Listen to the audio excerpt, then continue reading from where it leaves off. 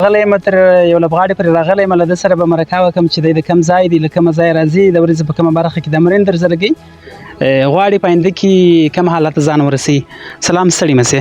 وعلیکم السلام خیر اوسئ تاسو ټول ستړي مه شئ. ډېره مننه که د درنو لیدونکو ته هم یاد کړې.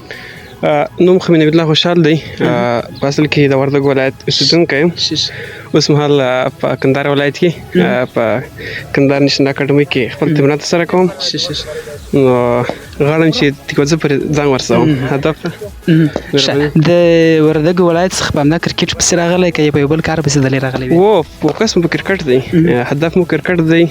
غواړو چې مثلا خپل هدف ته ځان ورسوم، په کرکټ پسې راغلی. د ورځې په کومه برخه کې دلې راځي، په کومه برخه کې تمرین ترسره کوي؟ دلته خو د ورځې 2 سیشنه جوړیږي. نو موږ د سهار ټایم کې راځو. سهار د 9 بجې سیشن شروع کېږي تر 10:30 بجو پورې. نو په دغه وخت کې موږ خپل تمرینات ترسره کوو. دلې روزونکی شته هغه تمرین درکوي؟ دلته روزونکی شته. دلته د اکاډمۍ کوچ علم خان نومیږي، یو تکړه شخص دی.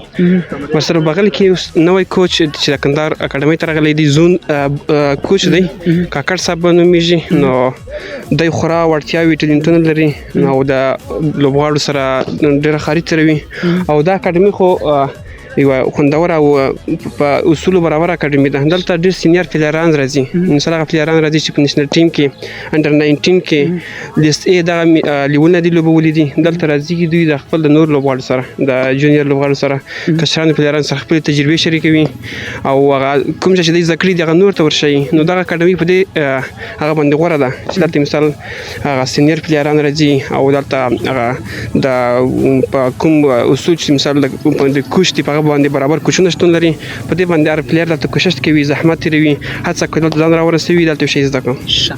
ډېر ښه. که چیرې کرکټ دې زده کېږي، راځي وخت زمینه برابرېږي، مثلا ولایتي سیالۍ کې لوبېږي، د چا لپاره به لوبېږي؟ کندهار لپاره که د وردګو لپاره؟ دا خو به طبیعي خبره ده که نه چې مثال هغه که اوس خو د ټول افغانستان دی بیا د خپله خاوره چې دا چاره کوي هغه په طبیعي ډول د انسان مینه په هغه کې په زړه کې شتون لري. نو ځکه خپلواک وم که نه په خپله خوښه باندې د خپل ولایت لپاره لوبېږم. خو دلته اصول به دا رقم دي، مثال زون دی که نه، ته چې په کوم زون کې انټر کلب کوې په هغه زون کې راپورته کېږي. نو دوی دغه زون ته هغه ته ورپې کوي. مثال په ډول انټر کلب دی، ته په انټر کلب کې ښه وځلېږي، سکور راولې، نو ته به په دغه ولایت کې هغه ګریډ 1 ګریډ 2 کوې، په دغه بوز زون کې به ګریډ 2 کوې، همداسې ګریډ 1. خو دا موږ ته مهمه نه ده چې کوم ولایت وي، موږ مهمه دغه ده چې په هر ولایت کې وي، چې په هر ځای کې وي، خپل پرفارمنس وکړو، یو شی لاسته راوړو، پرمختګ وکړو. ډېر ښه. د نړیواله سطح د په کرکټرانو کې کم یو انتخاب دی او غواړي مثلا ته توپوهونکی چې د هغه غوندې توپوهنه ترسره کړي؟ په نړیوال لوبغاړي کې خو زما ډېر بابر اعظم خوښ دی. نو بابر اعظم ډېر مینهوال یم. بس خدای دې وکړي چې وخت خپلو هیلو ته ورسېږي نوید جانه. نو انشاءالله خپل ته به حتما رسېږو، موږ به خپل زحمت تېروو. نو هر شی دا شی نشته چې ناممکن نه وي، هر شی ممکن کېدای شي، خو یوازې قوي اراده او تشویق او خپل ښکاري زحمت محنت به تېروې او هدف ته به رسېږي. انشاءالله لرې نه ده چې موږ هم یو وخت داسې په ټیم کې ولوبېږو او د هېواد نمایندګي وکړو. ډېره مننه. درنو کتونکو، راغلی یم تر یو بل لوبغاړي پرې راغلی یم، له ده سره به هم لنډې خبرې وکړو. ستړي مه سلام علیکم. ډېره مننه. که د نوم درنو لیدونکو ته یاد یم فرهاد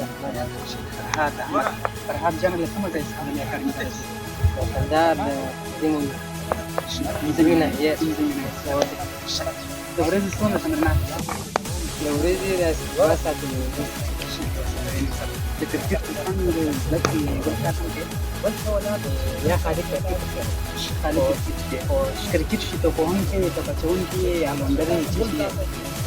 2 ساله خو لنډر مې ځان سټاپ کړی، بیا هم سپینر بالینګ کوي. سپین بال کې د کوم بال کوي؟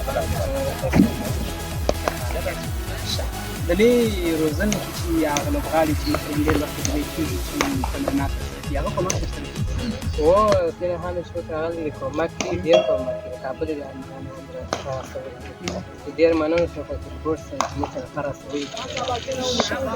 پوښتنه دې څه ده د کندهار تعمیرات ولایتون نور سهولتونه تاسو دلې برابر کړي تر څو تاسو تمرینات لاس مخته لاس او خپلې هیلې ته ورسېږئ؟ هیله مې دا ده چې خپل ځان کوم هڅه وکړو او دې موږ ته مو څه کومک وکړي بیا راسره وباسي موږ هم ورسېږو. ډېره مننه.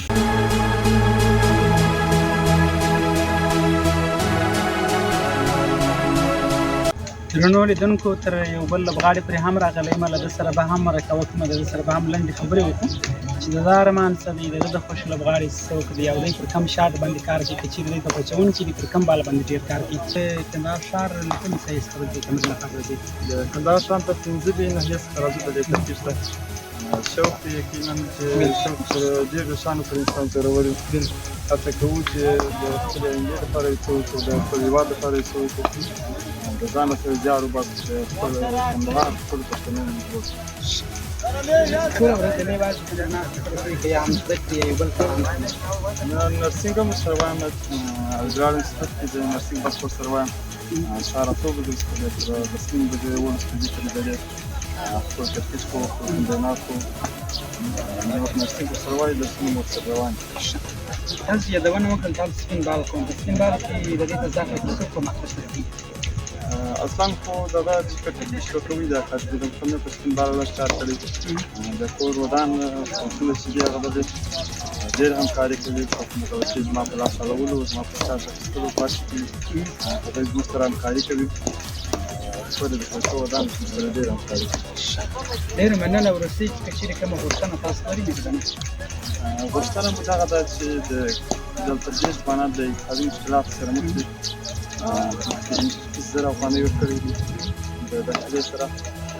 زیاتره ځوانان په رمزو د بزنس سره په ګډه ټولنه کې ژوند کوي. نجلۍ هېڅ خبره نشي کولی چې د داخله واخلي. یقینا د دې زحمت د دې نسبت شاید د راغلو وړ دی. خلک دومره لاسرسی نه لري، کاروبار نشته. سپین تفتیش کې د دې ځوانانو سره د کومک دغه یوه غوښتنه درلوده. ډېره مننه.